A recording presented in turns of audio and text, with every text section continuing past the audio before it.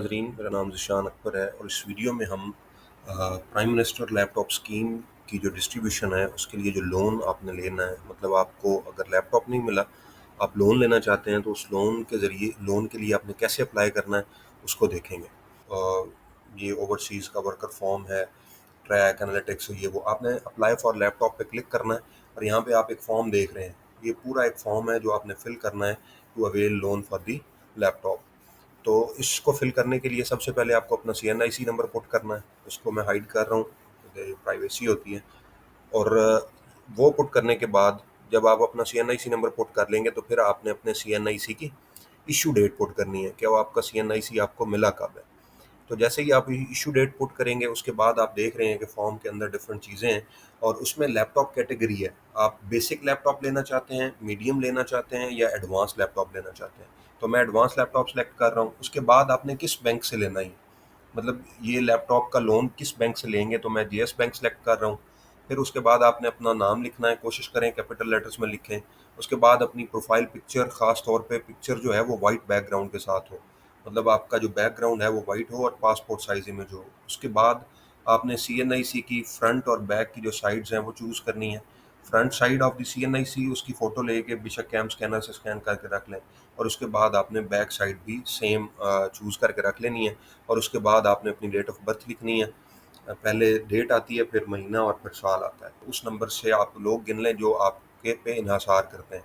उसके बाद आपकी जेंडर, आपके फादर का नाम, मैरिटल स्टेटस, मैरिड हैं अनमैरिड हैं, आप सिटीज़न पाकिस्तानी हैं या ओवरसीज़ हैं, आपका रिलीजन क्या है, कोई डिसेबिलिटी तो नहीं है, तो मोस्टली नन होती है तो आपने एन लिखना है तो वो खुद ही नन आ जाएगा।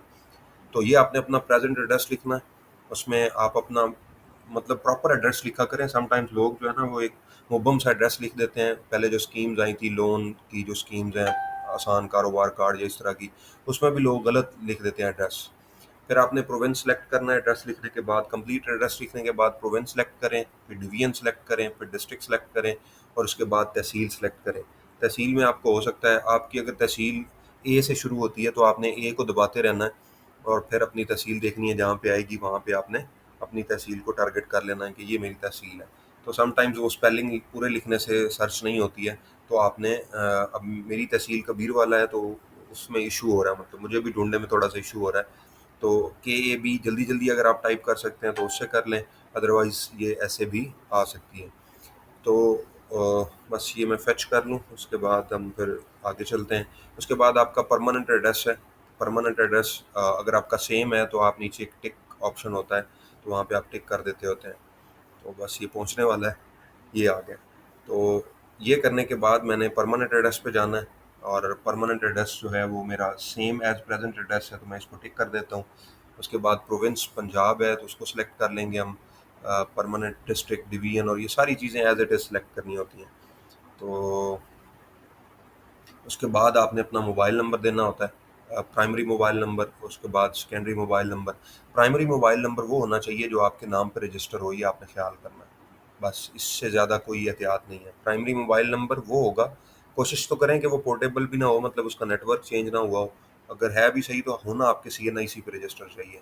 उसके बाद आपकी करंटली मंथली इनकम जो आपके बैंक अकाउंट में आती है और उसमें से आपके एक्सपेंडिचर्स कितने हैं वो लिख दें। ये लिखने के बाद मतलब इतने बच जाएँ कि आप इंस्टॉलमेंट दे सकते हो बाद में। तो मैंने 25,000 का गैप इसीलिए रखा है कि मैं आसानी से इंस्टॉलमेंट दे सकता हूँ। उसके बाद आप स्टूडेंट हैं, ये स्टूडेंट्स के लिए ही है सिर्फ़। तो आपने अपनी यूनिवर्सिटी सेलेक्ट करनी है कि आप किस यूनिवर्सिटी से हैं।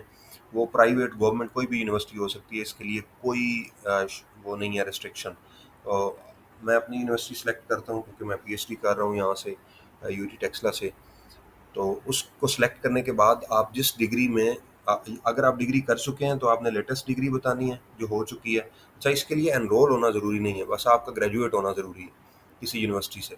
तो आप जो डिग्री कर रहे हैं या ऑनगोइंग डिग्री या लेटेस्ट जो कर चुके हैं, और उसके बाद आपका ईयर कौन सा है, फर्स्ट ईयर है, सेकेंड ईयर है, पास आउट हुए हैं तो कितने साल हो चुके हैं आपको, वो आपने पुट करने हैं। और उसके बाद आपका एजुकेशनल लास्ट डिग्री या ट्रांसक्रिप्ट जो भी आपकी डिग्री है उसमें आपने अपना ट्रांसक्रिप्ट या डिग्री वो अपलोड कर देनी है। अगर डिग्री मिल गई है तो बेहतर है कि वो अपलोड कर दें, अगर डिग्री नहीं मिली तो ट्रांसक्रिप्ट अपलोड कर दें, तब भी काम चल जाएगा। और उसके बाद आती है आपकी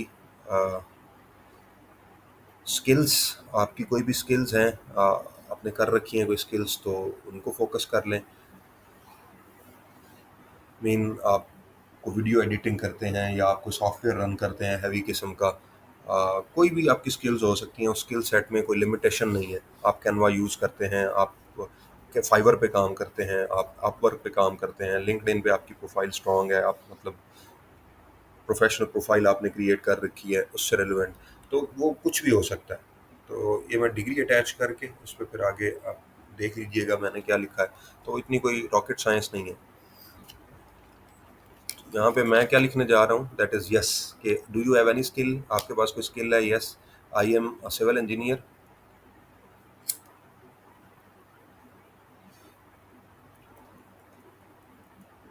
एंड डू वीडियो एडिटिंग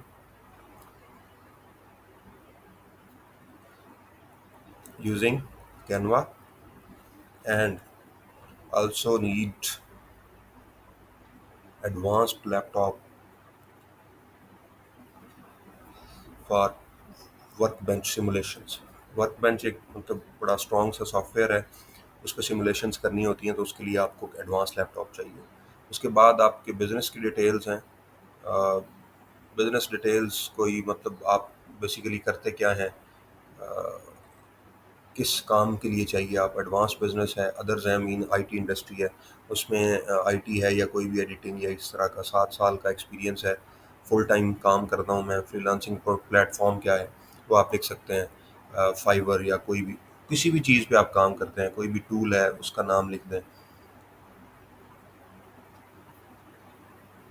और ये लिखने के बाद आपने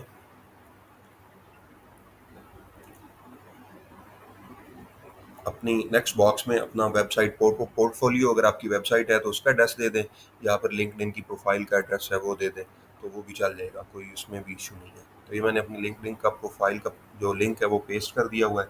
उसके बाद आपको लोन साइज़ क्या है, अब ये लोन साइज़ लिखे हुए हैं कि अगर आपको बेसिक लैपटॉप चाहिए तो 1.5 लाख तक लोन देंगे आपको, अगर मीडियम चाहिए तो 3 लाख तक है, अगर एडवांस चाहिए तो 4.5 लाख। अब 4.5 लाख मैक्सिमम है, इससे कम भी आपको मिल सकता है डिपेंडिंग अपॉन द नीड। अब ये है कि आपने फ्यूचर पास्ट में कभी पहले कभी कोई लोन लिया है, अगर नहीं लिया तो फैसिलिटी टाइप में नो लिखें और आगे आगे सारी चीज़ें जो हैं वो खाली छोड़ दें। और उसके बाद नीचे आपकी है डिक्लेरेशन कि आप I do hereby solemnly and sincerely declare that the information provided in the form is correct, और यहाँ पे सबमिट पे क्लिक कर दें। और अगर आपने लिया है तो फिर आप देखेंगे कि फैसिलिटी टाइप आपने कौन सा लोन लिया है, लिमिट कितनी अप्रूव थी, आउटस्टैंडिंग अमाउंट कितनी है और मंथली इंस्टॉलमेंट आप कितनी दे रहे हैं, ये सारी कैलकुलेशंस करते हैं, क्रेडिट असेसमेंट इस पे बेस पे होती है। तो यहाँ पे मैं आई थिंक प्रोवेंस और अपनी डिवीजन सेलेक्ट करना भूल गया था, तो वो मैं कर लेता हूँ और उसके बाद फॉर्म को सबमिट करेंगे तो ये फाइनली सबमिट हो जाएगा। तो मैं तो समझाने के लिए बना रहा हूँ, अगर मुझे ना भी मिले तो कोई इशू नहीं है।